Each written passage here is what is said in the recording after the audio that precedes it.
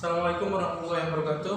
Perkenalkan, nama saya Bapak Andreas Liskar. Saya mengajar mata pelajaran produktif di kelas 10 PKRO dan TBSN. Saya ucapkan selamat datang di channel edukasi SMK Multikarya. Jadi pada pertemuan kali ini kita akan lanjutkan pembahasan mengenai sistem hidrolik dan sistem pneumatik. Di sini kita akan mempelajari dasar-dasar dari sistem hidrolik dan dasar-dasar dari sistem pneumatik. Sebelum masuk ke materi, jangan lupa isi daftar hadir terlebih dahulu di e-learning. Pada kali ini kita akan membahas tentang sistem pneumatik. Pneumatik berasal dari bahasa Yunani yang berarti udara atau angin. Semua sistem yang menggunakan tenaga yang disimpan dalam bentuk udara yang dimanfaatkan untuk menghasilkan suatu kerja disebut dengan sistem pneumatik.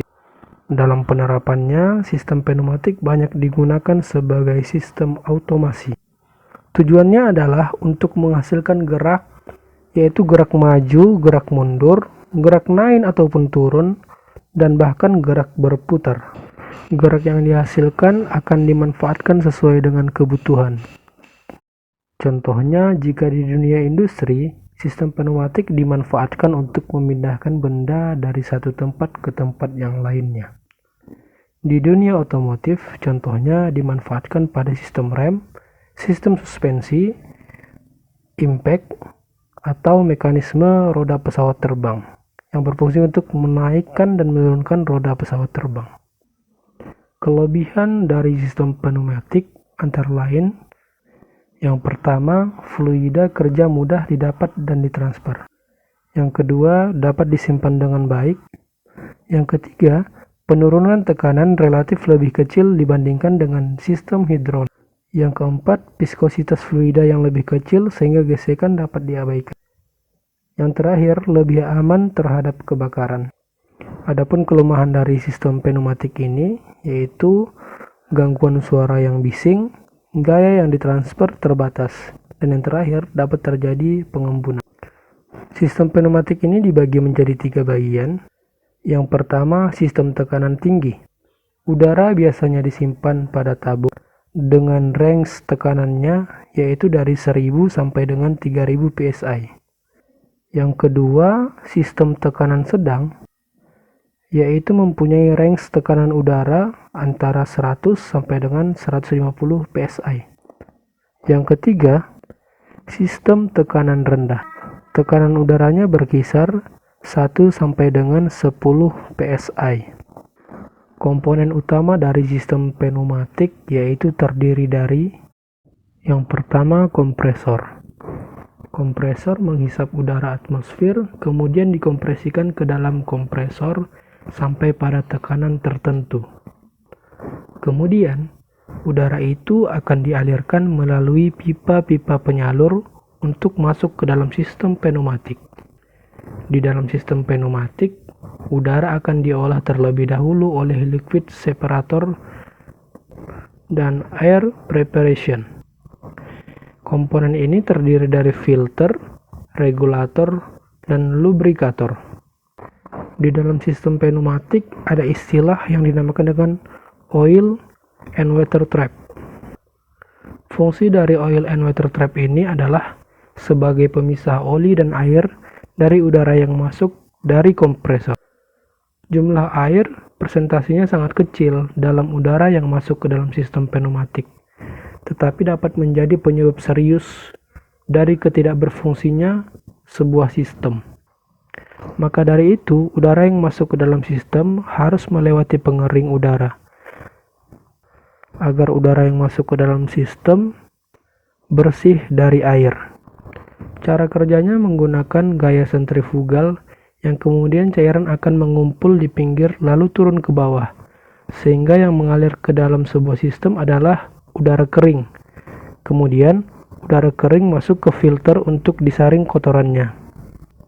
Kotorannya bisa berupa partikel-partikel kecil seperti debu yang ada di udara, dan kemudian komponen-komponen ini akan dibersihkan agar tidak terjadi penyumbatan dan mengganggu komponen-komponen sistem pneumatik.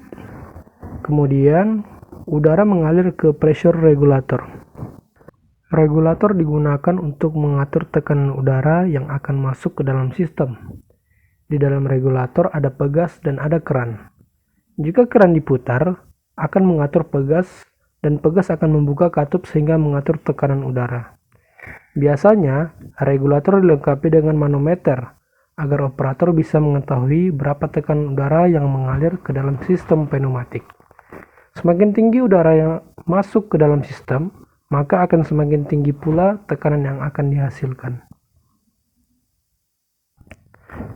Selanjutnya, udara akan mengalir melewati lubrikator. Udara akan ditambahkan minyak pelumas.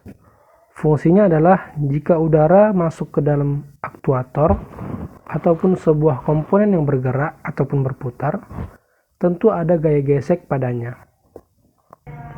Udara bertekanan yang mengandung minyak pelumas itu berfungsi untuk mengecilkan gaya gesek agar tidak terjadi kerusakan pada komponen. Selanjutnya, udara akan masuk ke dalam katup pengatur aliran. Katup ini memiliki lubang-lubang atau pot-pot aliran yang akan mengatur arah bergeraknya sebuah aktuator. Dan kemudian, udara akan mengalir ke aktuator. Aktuator adalah sebuah komponen yang mengubah tekanan aliran udara menjadi gerakan. Gerakannya berbeda-beda tergantung dari jenis aktuatornya. Untuk aktuator single cylinder, hanya menghasilkan gerakan satu arah saja, yaitu arah maju. Jadi untuk mengembalikan batang piston pada aktuator single cylinder ini kepada posisi semula, yaitu menggunakan spring. Selanjutnya yang kedua ada jenis aktuator double cylinder. Aktuator ini menghasilkan gerakan dua arah, maju dan mundur, atau naik dan turun. Jadi gerakan maju dan gerakan mundur itu dikontrol oleh tekanan udara.